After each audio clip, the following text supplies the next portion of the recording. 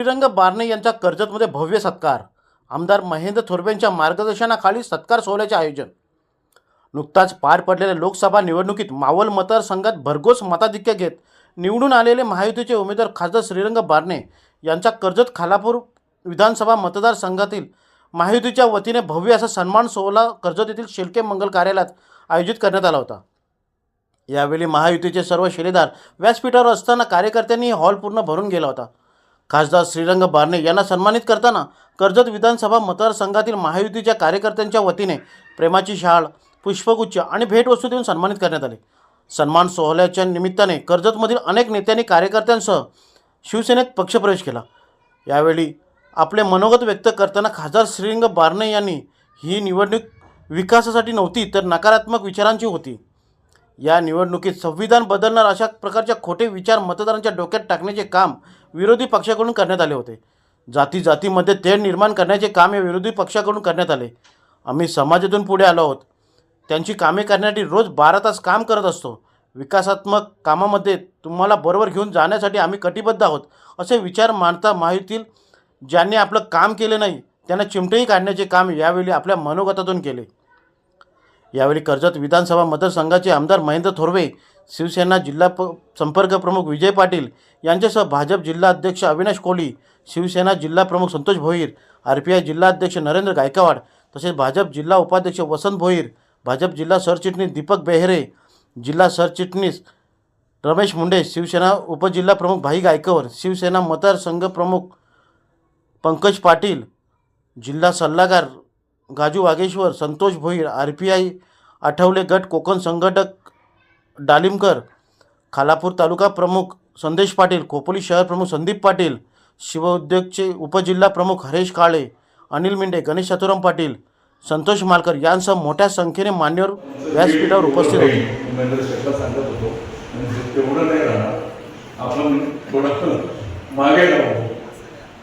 मला अंदाज होता पण मी निवडून येणार हा मला अंदाज होता. माझ्या राजकीय जीवनाची सुरुवात पिंपरी चिंचवडपासून झाली आणि कार्यकर्ता म्हणून झाली.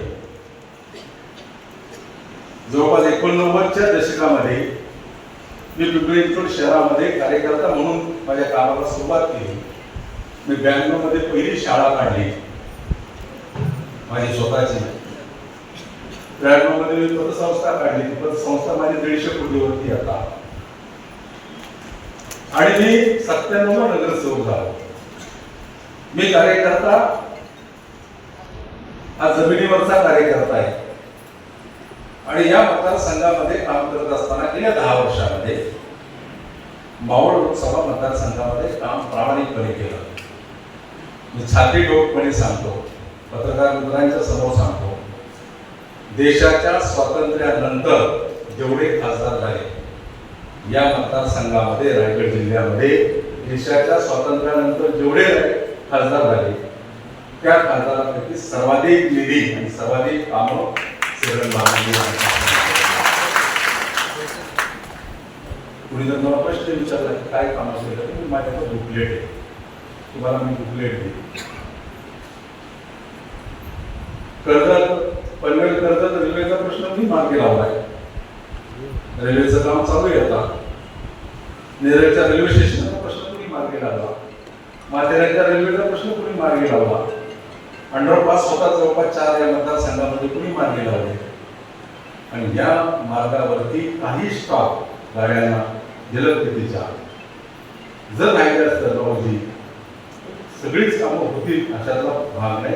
तुम्ही जरी उद्या खासदार झाला तरी तो संघर्ष तुम्हाला करावा लागतो. कोरोनाच्या कालावधीमध्ये आमचे या ठिकाणी बसलेले एखादं काम राहिलं असतं तर ते जाहीरपणे सांगतो की काम माझ्याकडून राहिलेले. परंतु कोरोनाच्या कालावधीमध्ये देशभरातले केवळ मावळ लोकसभा मतदारसंघातले नाही देशभरातले सगळे स्टॉप हे कमी करण्याचं काम केलं. अपघात होऊ नये म्हणून मेंटेनन्सचा कालावधी वाढवला गेला आणि त्याच्यातून काही स्टॉप कमी केले आणि फास्ट गतीने ट्रेन चालवा हा रेल्वे विभागाचा रेल्वे बोर्डाचा काही निर्णय होता. परंतु मी सातत्याने रेल्वे मंत्र्यांना मागणी करतो ज्या गोष्टी राहिलेल्या आहेत अधुऱ्या आहेत. आता तर काय उद्या निवडणूक नाही माझी, त्यामुळे हे आश्वासन नाही तुम्हाला, हे कर्तृत्वानं मी सांगतो, काम मी माझं तुम्ही करणार आहे. जे जे प्रश्न आहेत ते मार्गी लावण्याचं काम आपल्याला करायचं.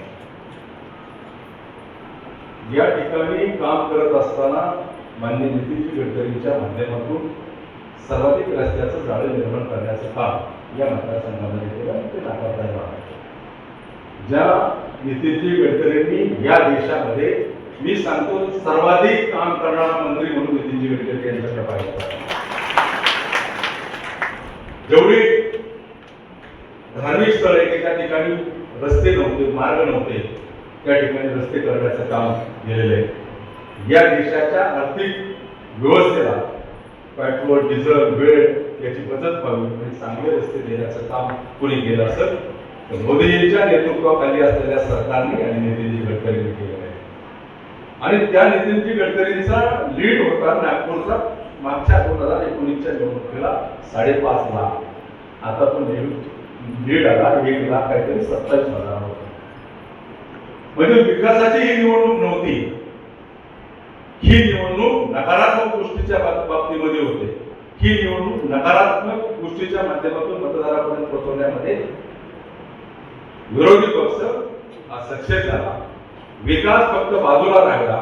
टीकात्मक आणि नकारात्मक या गोष्टी पुढे जाऊन या देशामध्ये ही निवडणूक झालेली. आणि म्हणून काही प्रमाणामध्ये जर एखादा पक्ष काम करत असताना देशामध्ये सर्वाधिक चांगलं काम केलं त्या पक्षाने, आणि तो जर पक्ष म्हटला की माझ्या पक्षाच्या, एनडीए पक्षाच्या 400 जागा येतील, तर त्याला एक नकारात्मक जोड देण्याचं काम विरोधी पक्षाकडून केलं. गणपतीने दूध पिलं नाही, मी कधी म्हणत नाही गणपतीने दूध पिलं, तर समाजाने बांधण्याचं काम केलं. त्याच पद्धतीने या गोष्टीला आता संविधान बदलणार, या देशाची घटना बदलणार, संविधान बदलणार, अशा प्रकारचा नूर, अशा प्रकारच्या गोष्टी समाजामध्ये पेरण्याचं काम केलं. आणि तो जातीचा किडा लोकांच्या डोक्यामध्ये घालण्याचं काम विरोधी पक्षाच्या माध्यमातून केलं. ह्या देशाच्या दृष्टिकोनातून घातक आहे तुम्हाला सांगतो. जाती जातीमध्ये तेढ निर्माण करून त्याचं भांडवल करण्याचं काम विरोधी पक्षाच्या माध्यमातून या निवडणुकीमध्ये केलं गेलं. ज्या मोदी साहेबांनी वाराणसीचा विकास केला, ज्या वाराणसीला आपण पाहतो काशीला अनेक जण जातात, या अगोदरची काशी मी देखील गेलेलो आहे, थोडापळातून असं जावं लागत होतं. आज तुम्ही जाऊन पहा, त्याचा विकास केला. त्या मोदी साहेबांचा वेळ देखील टाकावा होता. पण तुम्हाला विकास नको, विकासात्मक कामं करू नको. महेंद्रशेठ तोरवेनी या मतदारसंघामध्ये, मी तुम्हाला सांगतो, जेवढे आमदार झाले या अगोदरचे, या मतदारसंघाची निर्मिती झाल्यापासून जेवढे आमदार झाले तेवढे कोणी कामं केली नसतील, तेवढा कोणी निधी आणला असेल, तेवढा निधी अजून नाकारता येणार नाही. परंतु तुम्हाला विकास नको, विकासात्मक काम नको, नकारात्मक गोष्टी माणसाच्या डोक्यामध्ये बसतात आणि जाती जातीमध्ये तेढ निर्माण करून या निवडणुकीमध्ये जातीचं भांडवल करण्याचं काम विरोधी पक्षाच्या माध्यमातून केले गेलं. त्याच्यामध्ये ते सक्सेस झाले. संविधानाचा विषय असेल, अल्पसंख्याकांच्या बाबतीमध्ये ज्या अल्पसंख्याकांच्या मतदारांनी कधी मतदान केलं नाही, तो दुबईवरून मतदान करायला आला. दुबईवरून मी तुम्हाला सांगतो, माझ्या मतदारसंघामध्ये मी जिथं राजकारणाची सुरुवात केली पिंपरी चिंचवड शहरामध्ये, मी त्या खेरगावच्या भागामध्ये नगरसेवक म्हणून काम केलं जवळपास 20 वर्ष. तिथल्या काही मुस्लिम धर्माच्या लोकांना मी बोलवलं, ते म्हणजे नाही आपण आम्ही तुम्हाला मत टाकतो, आम्ही तुम्हालाच मत देणार. आणि शेवटच्या 3 दिवस आम्हाला येऊन सांगितलं समाज आता बिघडलेला आहे आणि समाजाच्या डोक्यामध्ये एक वेगळं चित्र निर्माण झाले. आपण स्वारी म्हणजे तुम्हाला विरोध नाही, आमचा विरोध मोदीजींना नाही, त्यामुळे आम्ही हात जोडून सांगतो तुम्हाला मतदान करणार. निवडणुका येतात, निवडणुका जातात.